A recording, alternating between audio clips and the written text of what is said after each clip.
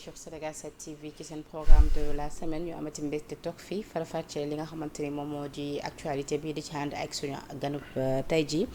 tey nañu am mbégte di fi recevoir ki nga xamante ni moom moo di Cheikh Oumar Sy di ancien député ba noppi tamit di njiital li nga xamante ni moom moo di observatoire de suivi des indicateurs de développement économique en Afrique OCDEA tey ñu fas yéene waxtaan ak moom ci li nga xamante ni moom moo di wàllub koom bi également fi ñu ko toll ak it li nga xamante ni moom moo di coowal dette bi diggante FMI Sénégal ak ki nga xamante ni moom moo di Macky Sall ak riposte bi nga xamante ni fas yéene na ko ci apporter yeneen ponk également yi gën a fës ci actualité bi dina bokk tey ci li nga xamante ni dinañ ko waxtaanee sur ce plateau am naa mbégte loolu recevoir l'honorable di la nuyu te di la bàyyi la merci beaucoup Penda maa lay nuyu di nuyu téléspectateur ak téléspectatrice su Sénégal 7 ñi ñuy seetaan si seen plateforme yëpp di ñaan yàlla vraiment waxtaan bi mën ñu jural xam-xam bu doy. alors laataa ñu soree peut-être ma bàyyi la nga yëkkati ay baatu njaal ci li nga xam jot na fi xam fan yi ci lu ñeel décès Abdou Aziz Mbaye mais également ce jeune Cheikh Touré. oui vraiment c'est un décès boo xam ne tey métti na Sénégal yëpp parce que Abdou Aziz Mbaye vraiment nit ko xam ne dañ ko ràññe woon ci taxawaayam ci Sénégal. en tant que posture bu mu amoon avec les communicateurs mu nekk seen président ba ma koy mujjee gis ñu ngi tasee Louga y a même pas un mois je pense. ñu tasee ñu saafante foofu. muy nit ku baax nit ku mët li mu ne ba pare am dayo boo xam ne gis nañ ko ci Tiwaawoon mooy li nga xam ne tey manifestation booy gis Tiwaawoon yëpp da ngay gis ne Abdoul Aziz dafay taxawaayu kilifa.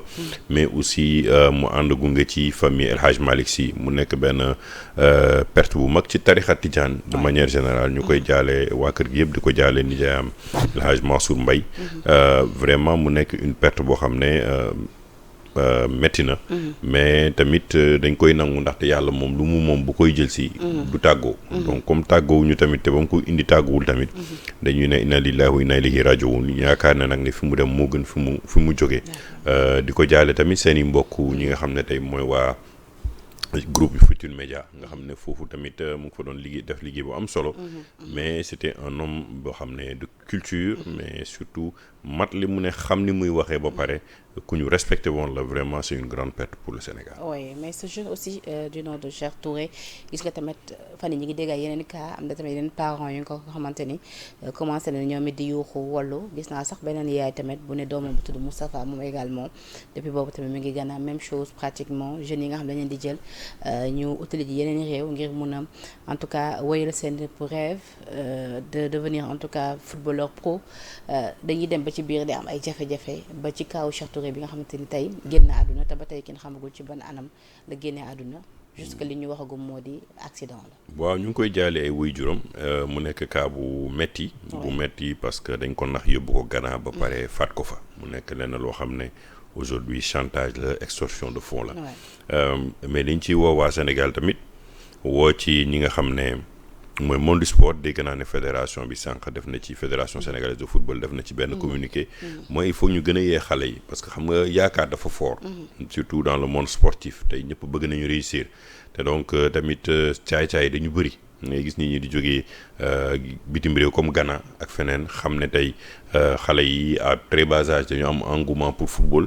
duggal leen ci circuit gisoon nañ fi ay phénomène ay temps mais xale yi jigéen ñi doon ñu jël si fii di yóbbu ay Liban wala yóbbu ay Libye di leen ne boo leen demee di ngeen am liggéey di ngeen am lii finalement mu nekkal leen ay jafe-jafe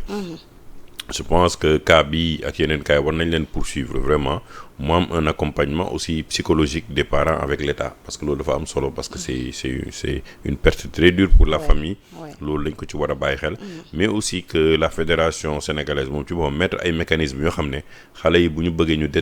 ñu détecter seen talent bu ñu bëggee ñu mettre leen en rapport avec des structures mu am fu ñuy jaaree pour xam ne est-ce que structure bi wala ñii am nañu dayoo boo xam ne pour mun leen yóbbu à l'extérieur benn à travers le site bu la kenn contacter nga war a mën a contacter fédération bi pour xaal est-ce que légalement nit ki li muy wax am na est-ce que club bi muy wax am na est-ce que contact yi muy wax am na foog naa loolu tamit war na mën a fédération bi war na mën a dimbali xale yi comme quoi képp ku leen contacter wala nit bu ñëw fii di ne dafay recruter mu mën a am benn carte officielle boo xam ne dinañ ko ràññee wala ñu signaler ko ñu teel ko signaler police pour ñu mën a vrai def les enquêtes nécessaires pour xam ne exactement mbaadu caay-caay encore ñoo def lu ñaawteef yooyu. Alors honorable fi may dooree suñu waxtaan moo di d'abord li ma lay laaj mooy d'une manière générale comment en tout cas évaluez-vous la gestion quand même du duo Diomaye Sonko depuis tout ce temps pendant pratiquement près de 2 ans tey jii noo leen évaluer seen gestion dans l'ensemble mais également dama lay dégg tout le temps ngay wax ni dañoo war a éviter li nga xamante ni moo di ab crise institutionnelle si ñoom ñaar bu ñu demee tey jii ba tàkkaloo parce que lu ni mel du doon ngëneel ci Sénégal mais lu ni mel tamit nuñ ko war a mun a éviter si période bi ñu nekk rawatina muy période de crise économique. waaw mais bon d'abord bu may c'est depuis 2 ans presque ñu ngi ci pouvoir bi léegi ça fait plus de 14 mois je pense bon juumul mais c'est une gestion quand même qui a ses hauts et ses bas li ñuy wax dafa am ay kiyam parce que tamit ñu ngi fi fàttali ko ay fan yi nga xam ne premier ministre génnoon na fi dal ci kaw président nee na bu amul autorité pour mu gérer dëkk bi na ko jox mu gérer ko loolu boo ko waxee rek ça veut dire que y a une certaine crise qui s'est installée au niveau de l'appareil de l'État crise bi yemul ci ñoom kese parce que après day am conséquence sur l'administration sur le fonctionnement avec les ministères et les directions parce que ku nekk da ngay am camp bu ngay force soit da ngay nekk camp wu Ousmane Sonko soit nga nekk camp wu président Bassirou Diomaye Diakhar Faye dans l'ensemble ils ont essayé de garder une image boo xam ne propre mooy buy président bi di dem wala bu ñu amee réunion ils montrent qu'ils sont toujours ensemble j'espère que loolu moo nekk seen xol tamit moo bañ a nekk lenn loo xam ne dañ ko kii parce que am na ay images yenn saa yi boo ko xoolaatee surtout la sortie bi nga xam ne PM def na ko aussi bañ fi defee le forum international forum Invest in Sénégal ba muy dal ba muy nekk lay waaw 13 000 promesses mais surtout li mu waxoon mooy ne président yi surtout ba naataango président Mballo nekk fii nañ jël seen responsabilité par rapport à la monnaie am na loo xam ne boo ko waxee publiquement tu gênes ton président de la République tu le mets c'était pas des propos à tenir publiquement loolu c'est loo xam ne mun na ko waxtaanee ak ñaari président yëpp en privé mais ñëw exposer leen noonu bokk na ci seen gëm-gëm bokkoon tamit ci seen ay promesses non xam nga gëm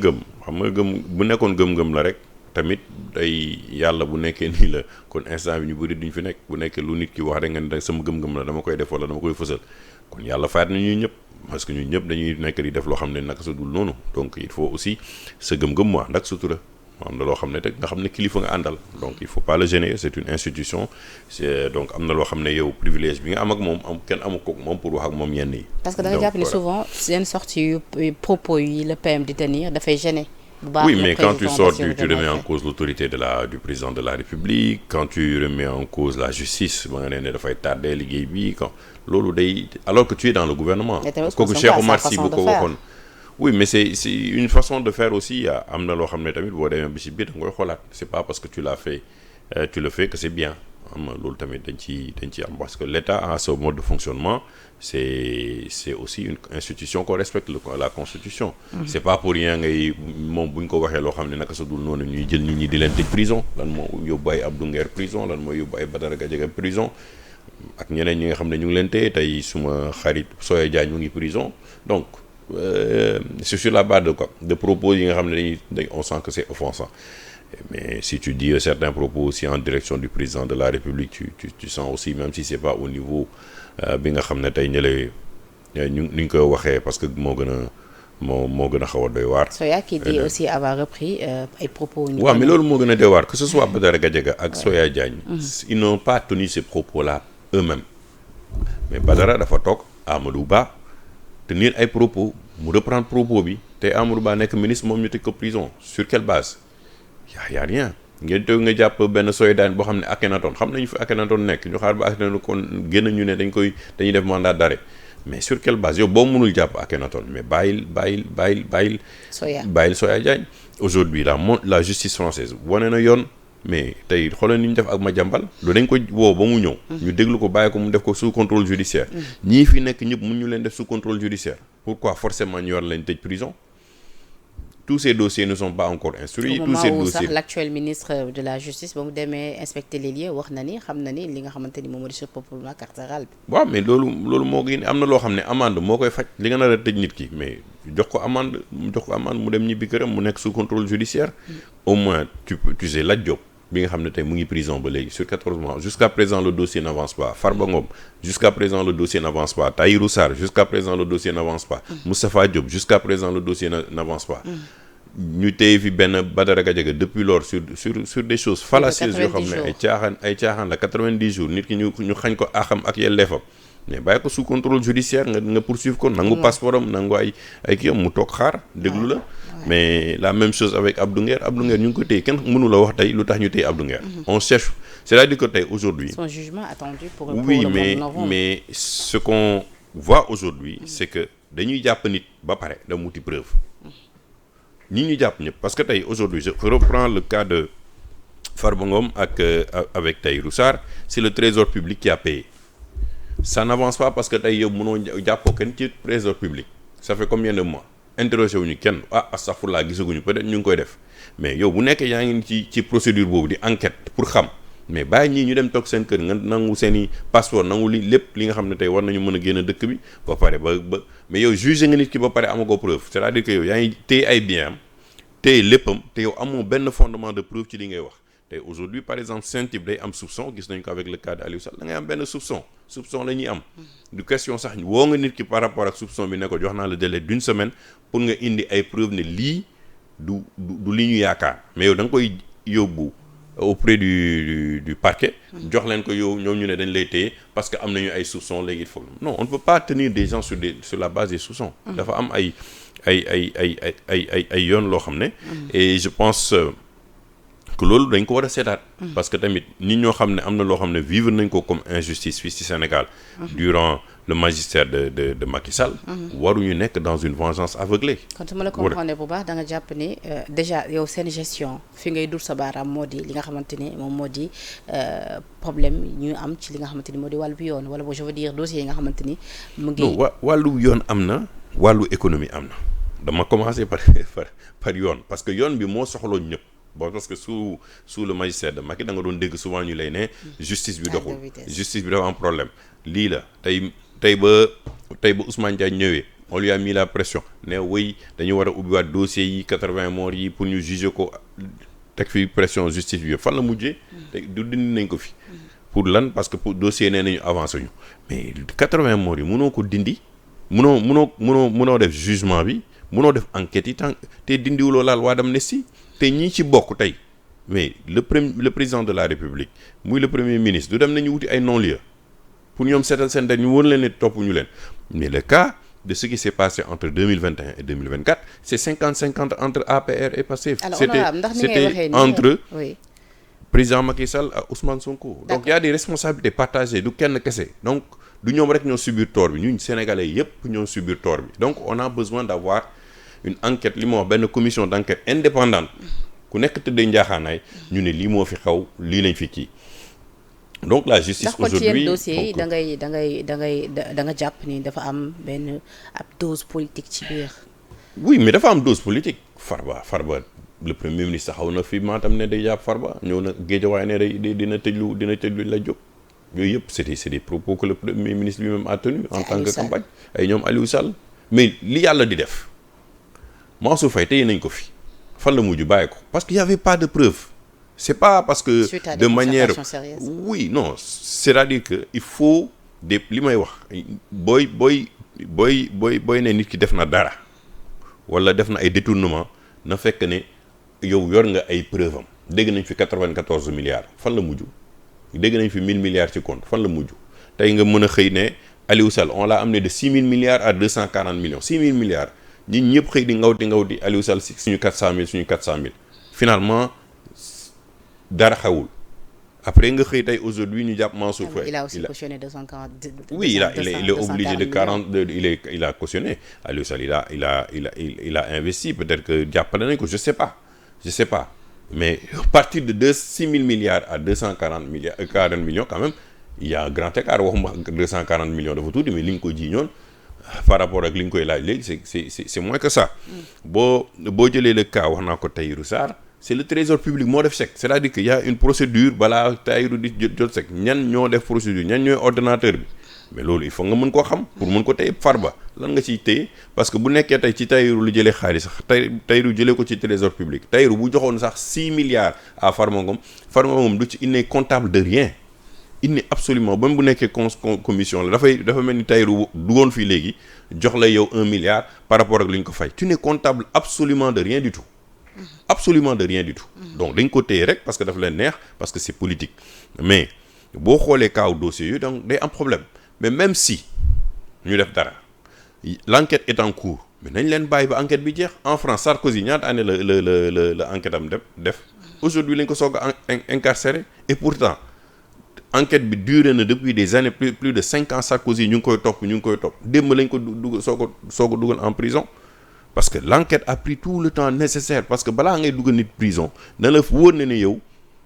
am nga preuve parce que li nga koy perteloo ci ay mois li nga koy perteloo ci ay at xañ ko ay doomam xañ ko ay mbokkam xañ ko ay droit am munoo ko rattraper fayoo ko bu génnee donc yooyu tamit c'est des choses du point de vue économique. non avant sax ñu ñëw ci économie bi ce serait bien ñu évacuer en tout cas les dossiers de justice dama bëgg delluwaat tuuti ci le cas Madiambal Diagne ak démb déglu bi nga xam déglu nañ ko foofee ca France puis libéré placé sous contrôle judiciaire ñenn ñi sax nee nañu Madiambal chercherait li nga xamante ni moom moo di l'asile quoi qu'il en soit démb déglu nañ ko dossier am na tuuti évolution foofee au niveau de la France. waaw mais lu mu lay woon loolu laa lay wax sax. la France est un pays de droit la France un pays de droit ñu ngi koy déglu dinañu xool procédure bi est-ce que dinañ ko extrader wala duñ ko extrader sur un dossier boo xam ne ñu ngi ne dafa am soupçon li may wax rek que moom dafa am ay luñ ko kii à travers une société qui s'appelle Ellipse je sais plus Ellipse ba tey kenn inquiété wu ko c'est-à-dire que Ellipse même bu fayee Madiambal Diagne 50 milliards bu nekkee Ellipse ci boppam mi nga xam ne moo fay Madiambal Diagne 50 milliards kenn inquiété ko on ne peut pas inquiéter Madiambal Diagne. mais ndax ñoom nee nañ est-ce que Madiambal était apte tey jii à. mais non c'est ça l'aptitude gagner yooyu non marché. L'aptitude c'est pas on ne regarde pas l'aptitude on regarde le contrat quel est le type de contrat est-ce que aujourd'hui Madiambal Diagne était un apporteur d'affaires est-ce que Madiambal Diagne avait une structure qu'il avait créée et qui était capable de faire le travail ça c'est une enquête qui le définit c'est pas une question d'aptitude nii rek c'est pas parce qu'on lui a versé 50 milliards nga ñëw ne ko dama koy téye parce que 50 milliards yi warul ko ci woon jot non est-ce que avant ça le contrat qu'il avait avec Ellipse était un contrat d'apporteur d'affaires ñu ne ko boo ñu indilee temps Cheikh Oumar dinañ la fay temps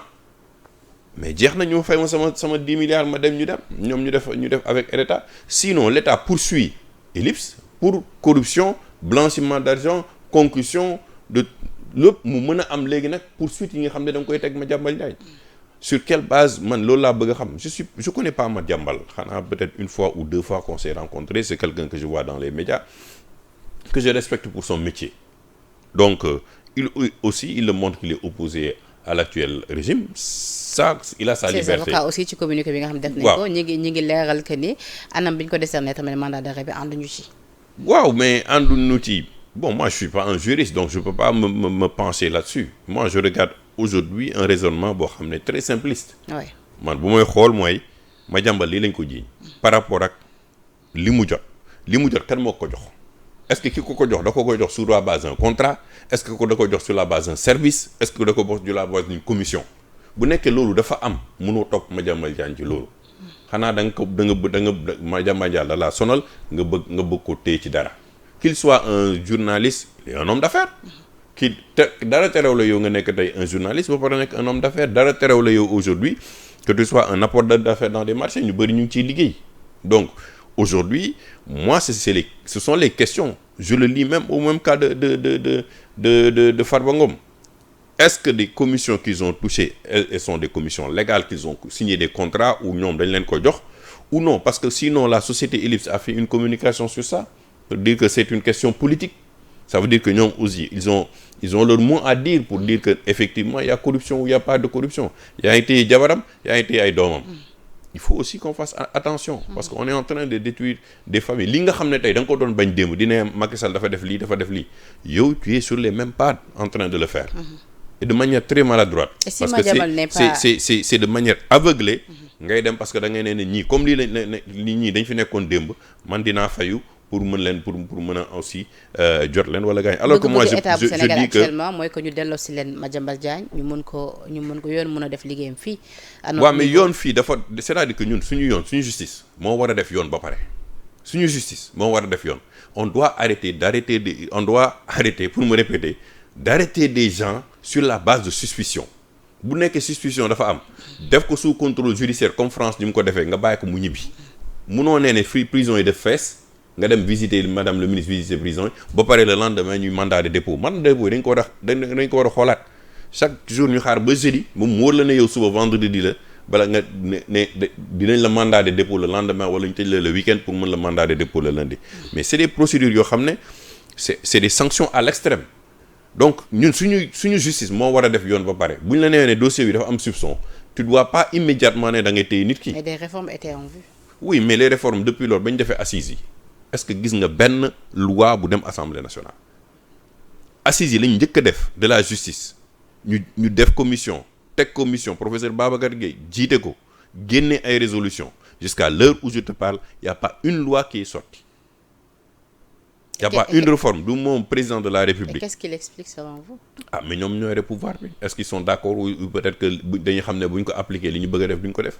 mais est-ce que yow mu gis nga benn loi bu ñu boo xam ne dem na pour renforcer les assises de la justice waxoon amul président de la République du ne woon nañu fii moom ci biir livre le conseil supérieur de la magistrature du fa toog man j'étais contre ma ne na fa toog mais finalement du mu fa toog et d'autres choses yoo xam ne tey du point de vue de la justice ça se règle pas la justice mënul nekk une propriété de Pastef. D'accord. mënul nekk une propriété du pouvoir. Elle doit être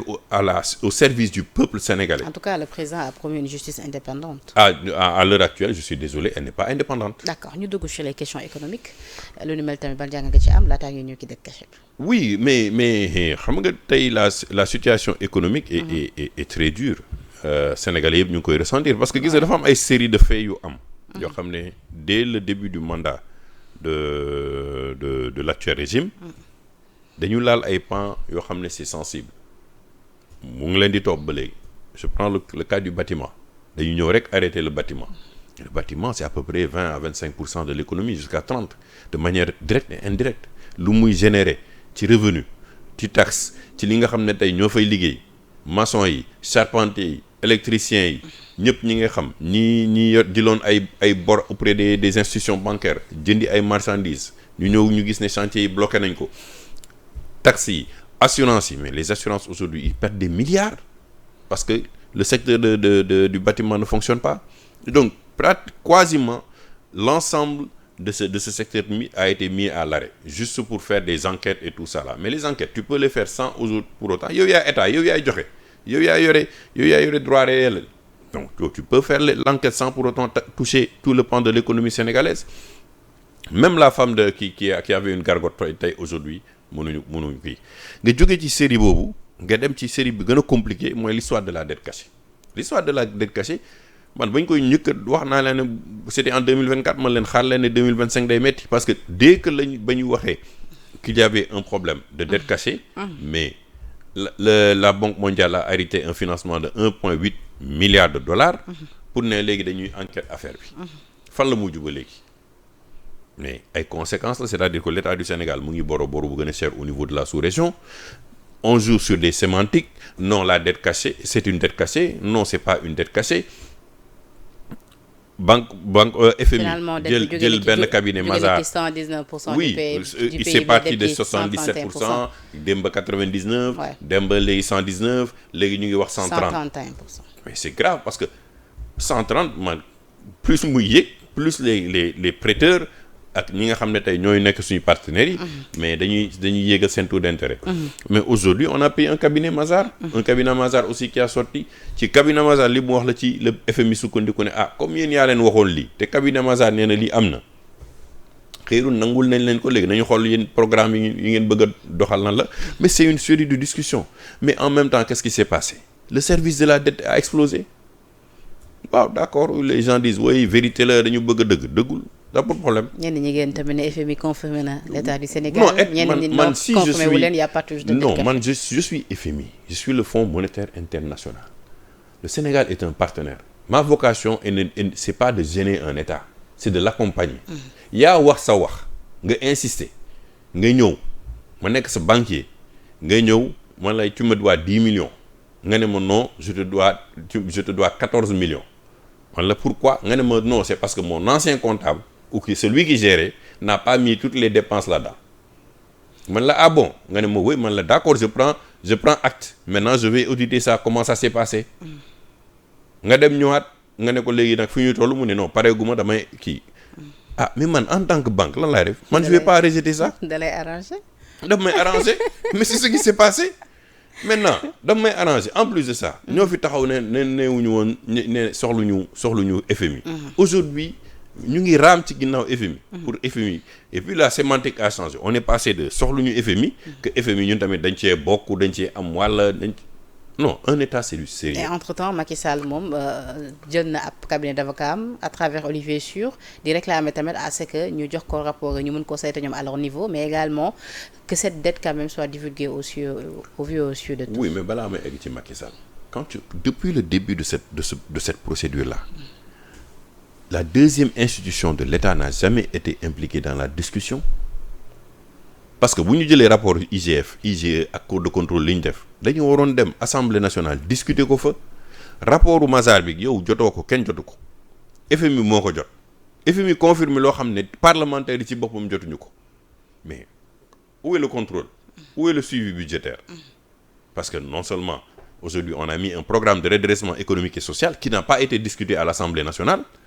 et donc l'Assemblée nationale ban rôle la am léegi alors qu'on devrait avoir accès à normalement aujourd'hui il y a la loi d'accès à l'information ñoom ñii ñoo ko voté le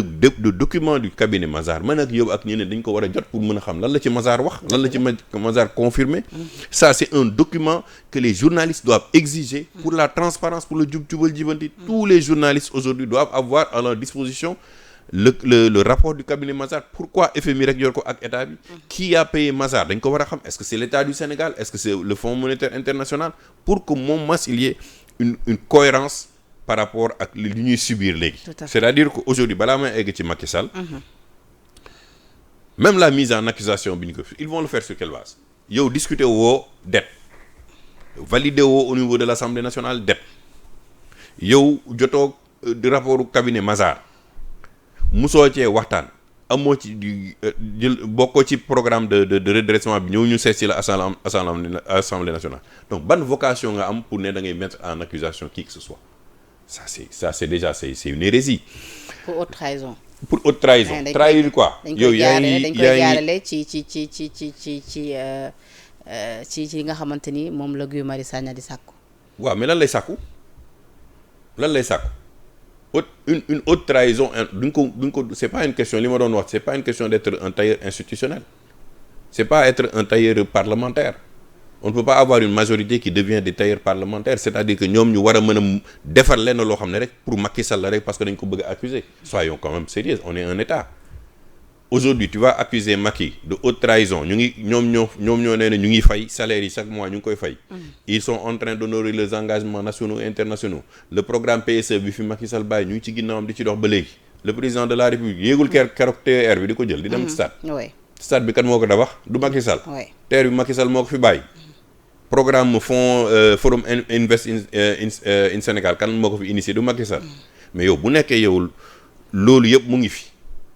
BRT ba ngi fi mais aujourd'hui tu vas mettre la personne pour haute trahison de quoi je veux savoir de quoi parce que c'est un débat sémantique mën nga ne dette cachée am na mën nañ la dette cachée amul nee nañ la ñii ne nañ la non Fadilou Keita avait parlé quand même du dossier de Mittal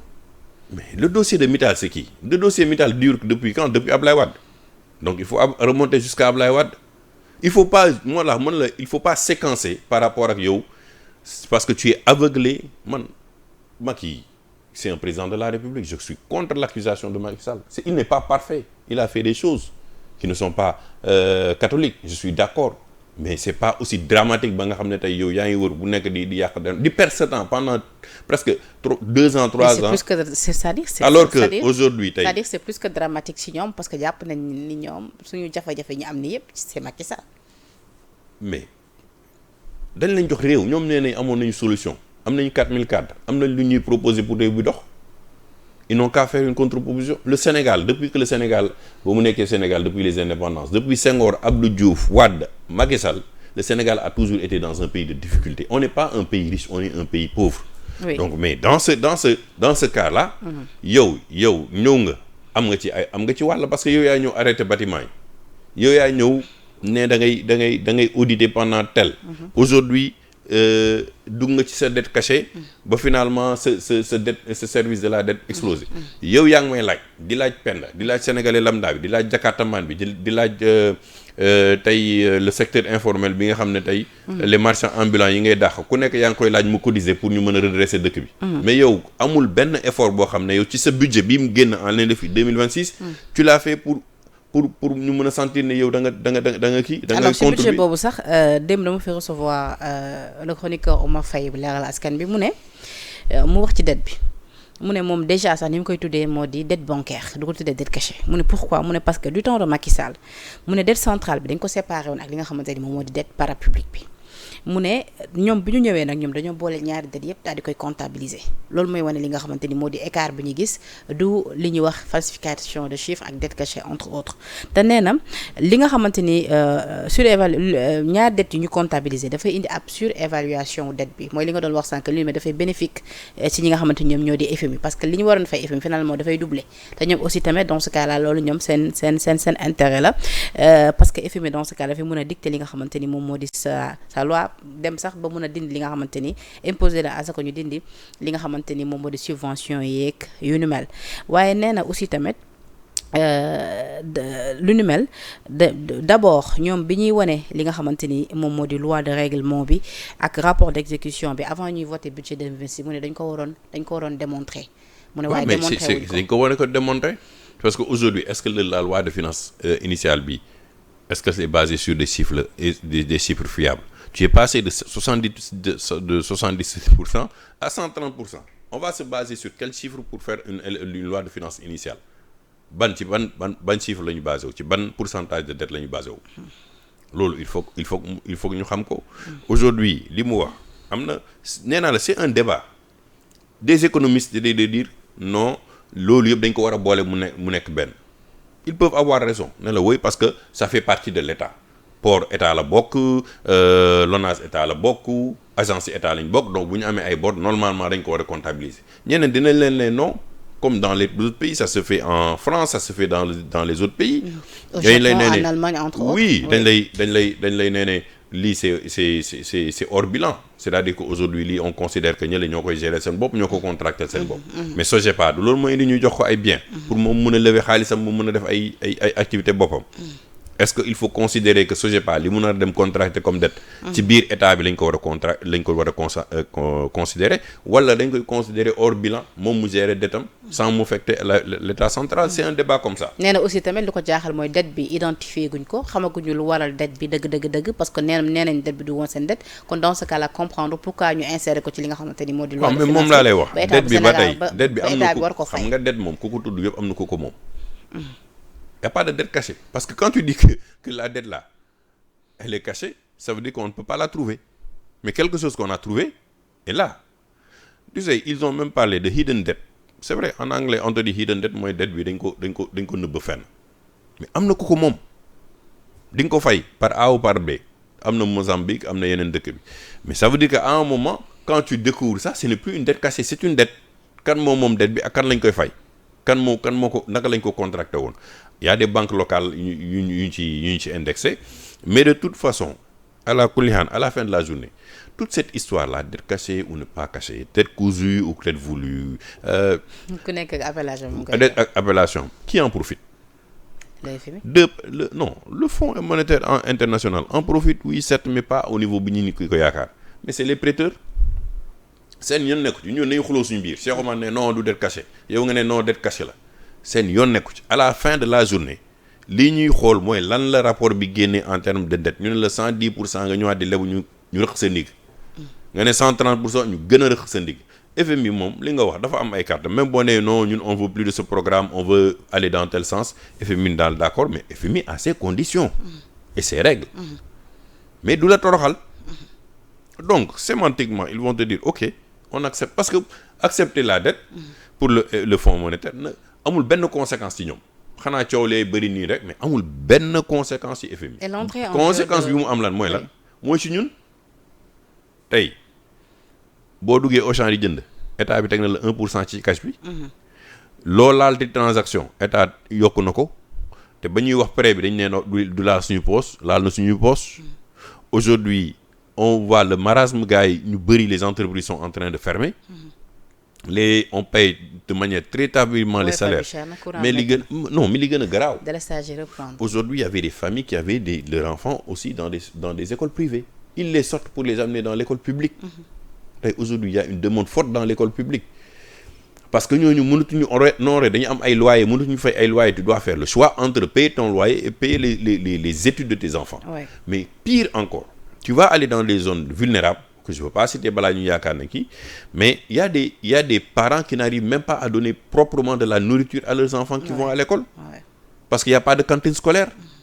Donc yow yaa ngi jógee sa kër teg nit ñi ay taxes ay impôts yow xooloo conséquences yi mu nar a am sur la vulnérabilité des enfants qui vont à l'école après mu am conséquences ci seen jàng c'est-à-dire que l'échec scolaire ñu yaakaar ne échec scolaire bi xale bi jàngul mais échec scolaire bokk na ci xale bi ba muy génn këram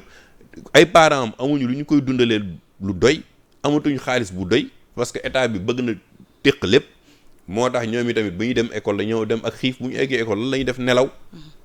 du ñu mën a suivre xiif parce que cantine scolaire boo wàccee tamit li nga fay fekk ci lekk du doy pour nga mën a am les aptitudes. Finalement c'est compliqué mais donc c'est des il faut que les gens pensent au côté social de la chose au côté humain de la chose donc ñoom ñu ngi téq chaque jour mais y a rien qui revient vers les populations ba tey wax ma ñu ngi laaj ñu kii le budget de la primature a augmenté de 5 milliards. On a parlé des transferts de certaines agences au niveau de la présidence, ça a explosé à hauteur de 200 milliards. Il n'y a aucune agence qui a été supprimée ou restructurée. Il y a amul kenn koo xam ne dégg nga ne budget fi mu ne nii par rapport ak li fi Macky bàyyi woon gën na wàcc que li nga mari. Oui, ils ont pris des dispositions sur certaines choses, carburant yi nañ ko wàññi mais lii nañ ko dindi mais il y a pas d'effort personnel au niveau du fameux des fameux fonds spéciaux mooy la caisse noire. Oui justement c'est-à-dire loolu bëgg naa la ko laaj en tant qu'ancien député est-ce possible pour ñu revoir tey jii à la baisse ci li nga xamante ni moom moo di fonds communs yi caisse noire bi entre autres parce que démb ki nga xamante ni mooy le journaliste Pape Matar Diallo lu nu mel xam ne jàpp na ni seen promesse la woon et que dañu wax ne bu ñu ñëwee dañu koy supprimer nee na kon mi ngi xaar suppression wala sax ñu wàññi ko bu baax a baax. mais ku mën a yokk mën a wàññi. ku mën a yokk li la may yoon pour nga yokk may la ne yoon pour nga wàññi. mais suñ ko bëggoon def c'est-à-dire que aujourd'hui tu peux dire que tey supposons les fonds communs du président passent de 8 à 11 milliards mais bu nekkee sacrifice am la le président de la République ramène ça à 5 milliards j'entends parler d'un fonds spécial pour le Premier ministre. Ça n'a jamais existé. Ou si ça a existé, ça n'a pas atteint 8 milliards, ces fameux 8 milliards. Mais aujourd'hui, il faut que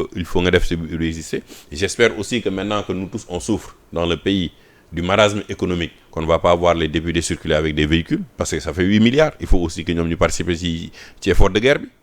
Ah, mais véhicules, c'est une promesse. D'ailleurs, ça, nous avons dit que auto. Ah, mais même si vous promesse, vous avez diviser de 50%, vous devez dépenser 8 milliards. Tu vas dépenser 4 milliards. Moi, je suis pour qu'ils aient des véhicules parce que je sais que la fonction de député est très difficile. Et je pense que législature, oui, moo gën a métti ci législature yi am yëpp. Non, parce que ils sont pas dans les conditions yi nga xam ne anciens députés yi ni ko nekkoon. C'est-à-dire qu'ils sont venus avec un projet. Ils sont venus avec une situation boo xam ne dañu gëm ne lii la ñu bëgg a def. Mais boo ñëwee ba Assemblée nationale, il y a des réalités. Et la première réalité bi mooy lan. Tu peux pas aujourd'hui parler de crise d'économie yaa ngi dàq marchand ambulant yi ci mbedd bi yaa ngi wàññi gars yi ñu ngi wàññi ay liggéey yaa ngi demandé ku nekk mu def sacrifice ba pare nga dem joxe député ay oto les Sénégalais ne vont pas l'accepter. moo tax bi ñu waxee oto yi mu juróon coow pour certains. ba léegi day jur coow. Je pense que loolu moo ko tardel moi j'aurais été le président de l'Assemblée nationale je coupe la part en deux je dis que au lieu d'avoir des véhicules à 50 millions on va avoir des véhicules à 25 millions. Parce que les députés, quand même, il y a une dignité qu'ils doivent garder dans leur travail. Mais nous avons dit que nous bokk nañ ci effort de guerre bi. mais yeneen structure de l'État yi mën ko moo tax mais damay dellu mooy si ak caisse noire bi suñ ko waroon supprimer par exemple. moi déjà procédure bi ni muy demee. le fonds commun les fonds spéciaux du président je suis contre ñu laal ko mën nañ ko wàññi c'est-à-dire que si c'était 11 milliards mën nañ ko yóbbu 6 milliards loolu mën na nekk mais c'est des fonds qui règlent des problèmes yoo xam ne yow ak man mënuñu koo xam. Il y a des situations dans la sous-région l'État a besoin de quelque chose tout de suite président bi moo ko mën a régler donc loolu c'est une question de sécurité nationale loolu lañ ko bàyyil président de la République pourquoi le premier ministre en a je sais pas parce que c'est le président de la République qui est constitutionnellement en charge du pays donc je pense que tey bu ñu amoon bu ñu supprimer bu premier ministre dañuy supprimer pour ñu wane ne am na effort boo xam ne état bi def na ko. mais président dafa waxoon ni dafa ànd ci ni dañoo war a yokk doole yi le PM am kon dans ce cas là. mais doole yi mën nga ko yokk mais est-ce que c'est doole bi nga koy boo koy yokk c'est non boo koy yokk da nga koy yokk en matière de mise en œuvre des politiques publiques wala da nga koy yokk en matière de moom yore ak koom-koom. parce que man bu may dégg yokk bu yoree koom-koomam tamit da koy permettre mu gën a non mais koom-koomam mu ngi ko yor parce que am na lu ñu ko jox loo xam ne moom lay fonctionner mais warul am un fonds des fonds spéciaux spéciaux pourquoi yow tu es un premier ministre tu coordonnes un gouvernement tu es au même titre que les autres ministres c'est-à-dire que yow là ton seul rôle c'est que tu coordonnes les activités du gouvernement tu n'as pas besoin de fonds spéciaux donc loolu ça pose un problème mais moo tax man la sànq bu ñu ñëw di ne que Macky Sall dañ ko mettre en accusation mais boo leen koy mettre en accusation au moins montrer que vous avez pas suivi la même voie. mais on a tontogoo sama laaj ci fonds yi bu ñu ko doon supprimer ni muy demee procédure. non dama ne aujourd'hui la procédure l'État peut prendre un décret mën nañ ko supprimer ça dépend mën nañ ko supprimer c'est l'État qui prend un décret bokkatul ci budget bi ñu génnee ko ci budget bi. y a pas de souci pour ça. nee naa lu ñu mën a dugal. mën nañ koo génne. lu ñu mën a yokk mën nañ koo wàññi. c'est pas ça le problème est-ce que c'est la volonté. loolu la ñuy laaj aujourd'hui loolu est-ce que loolu volonté bi am na foofu. c'est pourquoi ma ne la. je suis très surpris quand on parle de mise en accusation alors qu'on est en train de suivre les pas de celui qu'on accuse c'est-à-dire que wàññiwoo ministère wàññiwoo agence. restructuration ay direction yaa ngi poursuivre yi nga xam ne ay projets yi mu fi bàyyi mais l'État oui c'est l'État c'est la continuité on n'est pas en état de guerre nee na ñu ngi fay salaire yi normalement donc quel est le problème salaire yi léegi day tardé waaw moom day tardé mais c'est des décisions qu'ils ont prises parce que boo demee sur xam nga tey aujourd'hui c'est pourquoi avoir l'intelligence et la culture comment fonctionne le monde est important. Est-ce que situation bu ni mel moom mooy définir en tout cas dégradation de notre Sénégal par Moody's? Mais c'est même pas Moody's seulement c'est toutes les agences on te met au rouge toutes les autres qui se réveillent ils voient que le Sénégal est au rouge après yow nga dem dans la sous-région tu vas prendre à des taux de 7,8%. Le service de la dette et les à 1100 non kaas nañ ko mais ça ne va rien changer non mais ça ne va rien changer xam nga lan moo am importance. nga wane ne yow li ngay def. donc on même doute maintenant de la crédibilité de Moody's. oui mais loolu am na fi du temps de Macky fii la ñu xëy ñu structure de notation yi au niveau international wàccee notu Sénégal ñu xëy fii nekk ci médias yi nekk foofu bind ay lettres bind institution c'est pas nouveau. D'accord. France mu ngi nii wàññi nañu ay notam c'est pas nouveau. C'est pas ça qui est important est-ce que ñoom mesures yu ñuy def tey est-ce que mu ngi yokku koom-koomu sénégalais yi. est-ce que ñu ngi ciy gis seen bopp. est-ce que tey c'est bien c'est très bien même de voir qu'aujourd'hui ils sont en train de mener une politique et je félicite le ministre Bamba Cissé dans ça de faire une politique d'assainissement de l'espace public. ñu ngi dindi. kii bi mais loolu donc day amaale politique derrière boo xam ne ñi fa nekkoon dafa am foo leen di dugal. alors parce que ça aussi c'est important ça peut créer une crise sociale parce que ñooñu dañ doon am 5000 francs 2000 francs 10 000 francs 15 000 francs 50 000 francs yi ñu yóbbu seen kër. nga xëy nga dindi seen taawal dindi seen lépp. te amoo leneen loo teg seen kanam. mais tu les mets dans une situation de pauvreté précaire. C'est important. Alors, à titre d'information, l'honorable député Guy Marius Sagna tout à l'heure également lancé na plutôt ab programme bu yees de ko seen député ngir gën a mun a en tout cas taxaw ci li nga xamante ni moo di bëgg-bëggoo askan bi nee na di xaatim na tamit ci 6 questions écrites daal di koy adressé ministère de l'éducation ministère de armée de l'armée entre autres des forces armées plutôt entre autres daal ministères yi nga xam saisir na leen ak lu toll ci 6 questions écrites alors fi ñuy daanele waxtu bi jeex na pratiquement d'abord noo jàngatee propos yu Pape Malick Ndour yi l'autre jour mu jur coow ak tamit cette histoire avec Aïssatou Diop Fall ak BND. d'accord mais bëgg naa tamit honorable comme mu ngi bind na demande gouvernement bi nañu publier joxe nañ leen jottali ñoom en tant que député ñu jottali leen le rapport du cabinet Mazars nañ ko mettre à la disposition du public. parce que c'est important. que ñu mën a jot. ci rapport boobu pour ñu xam exact parce que ñun ñooy fay. comme ñun ñooy fay si suñu xaalis la. te programme teg nañ ko le programme prêt ci kaw loolu. nañ ñu jox le rapport du cabinet Forbis Mazars. Les propos de Pape Malick Ndour moi je suis pas tu sais je suis contre tout propos qui soit pour à caractère di ne dañuy daaneel gouvernement wala insurrectionnel bon parce que je pense qu'on est dans une démocratie même boo contrer ñi fi nekk wala nga contre un régime bi fi passé gisoon nañu les mêmes propos se tenir ici ce sont les Sénégalais qui les ont élus man voter lu ma leen ça veut pas dire que bu ma xëyee damay jël sumay ay morom yoo xam ne voter lu ma leen damay daaneel gouvernement quand lors du régime passé bañ koy wax fii affaire u Macky Sall dañ fay wax affaire u Gatsa dañ koy génnee affaire u Samuel Doe loolu je l'ai déploré et je l'ai dénoncé je dis qu'un président de la République on le respecte aujourd'hui gis nañu les conséquences dès que Pape Malick Ndour a parlé j'ai pas le contenu entièrement de ce que Pape Malick Ndour a dit mais ñooñu ñëpp yéeg nañu ay Amadou Ba ay dafa woy alors que hier ce sont ces mêmes propos qui ont été tenus ou pire. dañoo war a nekk am une force. aujourd'hui non aujourd'hui on peut être des adversaires indiwaat le président Macky Sall. indiwaat le président Macky Sall mënul nekk. il faut aussi respecter le droit de vote des Sénégalais. fal nañu ñii fi nekk tey fal leen ci anam yu leer nañ 54% ne leen doxal leen. ñoom nekkoon nañ fi démb ñu jox leen pouvoir pendant 12 ans ñu def lu ñuy def nañu lu baax def nañu lu naka sudul noonu. considéré ñu tamit ne li ñu fi def ñenn ñi ne baaxul Sénégalais yi xëy un dimanche voté ñu jàll ci jàmm ñeneen ñëw fi donc qu'on leur laisse continuer leur mandat tranquillement c'est-à-dire quand je dis tranquillement ñu def liggéey bi ñu war a def ça n'empêche pas à la personne de s'opposer ça n'empêche pas à la de s'opposer mais il faut pas surmédiatiser ça sortir pour dire oui dañu war a jàpp Pape Malick Ndour alors que hier bañ ko fiy wax kenn jàppul kenn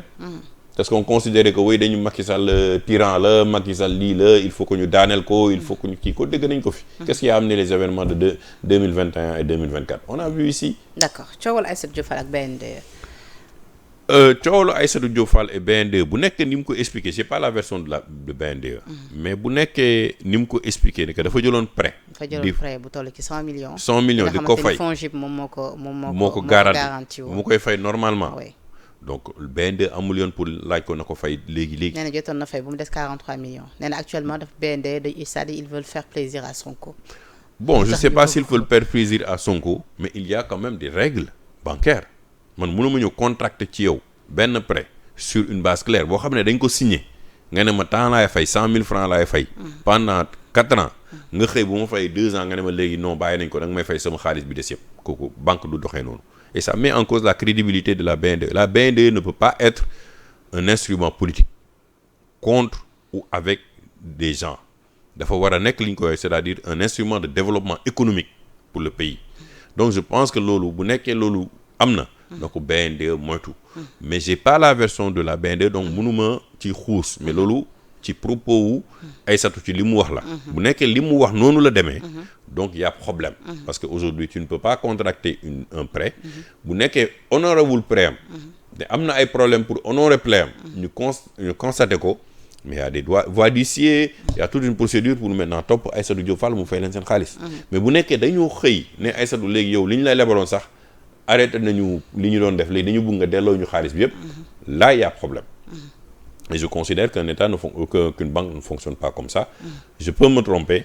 mais si j'ai la version de la BND, peut-être qu'ils vont sortir un communiqué où ils vont en parler. Certainement, oui. Mais certainement, si c'est ce que Aïssatou Diop a dit, c'est très grave. D'accord. Alors, fi ñu daanelee nag moo di say perspectives perso loolu dëgg man fi ñu la mën a xaar rawatina ci élection. Non, aujourd'hui on est en train de. ci législative bi moom yaa ngi woon ak Amadou Ba. waaw ñu ngi nekkoon ak Amadou Ba. ñu ngi ci liggéey c'est important les élections locales on est en train de réfléchir là-dessus bu ma nee on est aussi c'est avec l'honorable Théodore Monteil vous voyez beaucoup de contributions yoo xam ne maa ngi koy def et c'est des contributions yoo xam ne même si alliance avec qui? Ah loolu c'est à discuter man xam mais c'est à discuter on va rencontrer des gens. waaw ñu non xam nga aujourd'hui je sais c'est une réflexion pour les élections locales à venir c'est une réflexion qui est en cours et buñ ci aboutir dinañu egg foofu mais pour l'instant li ñu gën a soxal mooy fi dëkk bi tollu tey ñu war a mën a xool naka lañ fexe pour nit ñi mën a jóg parce que nit ñi sonn nañu les femmes sont fatiguées les jeunes sont fatigués ñu bëri voté nañu pour Pastef avec beaucoup d'espoir yaakaar ne ni ñu ko waxoon ci ñaari fan bu ñu ñëwee affaire yi commencé changer que Sénégal day naat que affaire bi kon xale yi doon nekk ci mbëkk bi di jël bateau yi mais aujourd'hui la situation est en train de s'empirer il faut que l'État prenne des mesures nécessaires pour parce que tey création d'emploi amul entreprises yi sonn nañu ils sont complètement à terre ñu ngi leen di deyaate fii ñu ngi leen di teg ay mais y a une procédure foofu laay daanul bi gën a compliqué bind naa ko Cheikh Diba la dernière fois dañ lay demander quitus fiscal avant da ngay def 48 heures am quitus fiscal léegi da ngay daw presque 1 mois pour am quitus fiscal ataa bi amel la yore quitus fiscal bi ba quitus fiscal ba jeex te yow dugal nga de lépp mu ñëw ne la non comme quitus fiscal bi jeex na demal nga wutiwaat quitus fiscal pour ñu fay la li nga la amel alors ça c'est injuste parce que tey bu nekkee man ba ma lay jox sama quitus fiscal bi est en règle yow bu nekkee jeex na ci sa loxo c'est de ta responsabilité c'est pas de ma responsabilité da nga ma war a fay xaalis bi ma amal loolu mooy rey entreprise yu bëri loolu moo leen di daaneel donc l'État aussi mënul di jël di xëy di ne nañ ko jox xaalis comme li ministre bi ne ba mu demee assemblée nationale nee na bu kenn pend bu yónnee 10 000 francs war naa sarax état bi 50 francs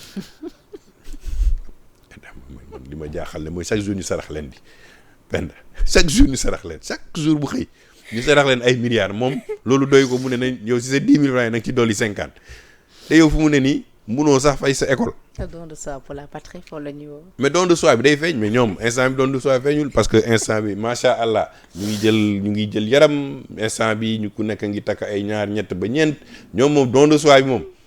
sénégalais yi la mais bokkul ci ñoom.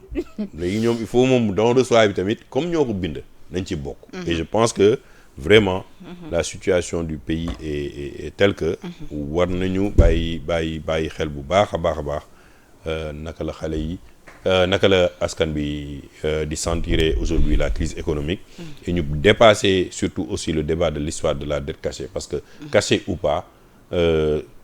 dañ ko war a def suñu ginnaaw pour mën a avancer à un moment l'État c'est l'État on acte ce que l'État a décidé et puis on avance sur l'essentiel pour développer le pays. jërëjëf Cheikh Oumar Sy tey yaa nekkoon suñu gan dans minute de vérité à rappeler que ni nag yow yaa njiital observatoire de suivi des indicateurs de développement économique en Afrique OCDEA mais aussi nekk ab ancien député tey nañu amoon mbégte sikk ak yow waxtaan bu yaatu ci li nga xamante ni moo di sa jàngat ci actualité bi rawatina ci doxalinu réew mi. ñu lay remercier ci wuy si bi nga wuy si suñu invitation di remercier également la régie tuuti moo nekkoon ci machine bi yéen ñi safoo suñu ay programme di leen jox dig daje ëllëg incha allah ci beneen plateau jërë ngeen jëf.